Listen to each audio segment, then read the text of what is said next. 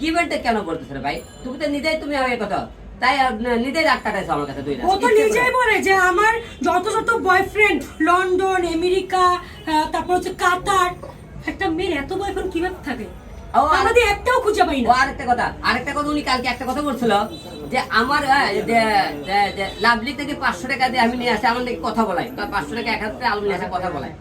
500 টাকা 1000 টাকা কথা বলতে আমার বিকাশে অল টাইম 20-30 হাজার টাকা বিকাশে আপনাকে অ্যাকাউন্ট দেখাইছিল। আচ্ছা কেন আমরা কি এত সস্তা 500 টাকার জন্য আপনার কথা বলতে আসবো?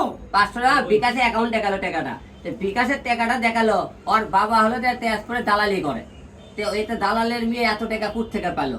তার ওর কাছে আমার যে গোল্ড আছে সেই গোল্ড বেশে খাইলে বলে সারা জীবন খাইতে পারি। নাটক ছিল তার প্রথম দিন থেকে সে আমার কথাগুলো কল রেকর্ড কেন করছে, কল রেকর্ড করে সে মনে করে আমার কাছে রাস্তাতে এখন একদিন গিভেন্টে কেন দাবি করতেছে।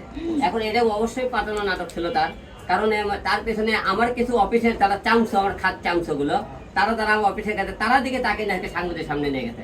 আজকে আপনাদের সামনে যে দুটো কথা বলে সেই মানে আগে যে 2 মাস আগে কয়টা লোক চিনতেছিল, সে বড় বড় কথা বলছে। আজকে আপনাকে যে আলম তুমি ভালো হয়ে দাও ওইটা আছে ওটাতে তোমাকে কে চিনতেছিল? অন্য যে মেয়ের কথা আরো 2টা যে মেয়ে ছিল আপনি ওর সামনে ওই মেয়ে দুটো ডাইরেক্ট বলছে আমি সামনে কি করছি তুমি এটা প্রমাণ দাও যে তুমি সাথে আমি গিভেন টেকে অফার করছে প্রমাণ দেবা। তুমি অডিওটা কাটে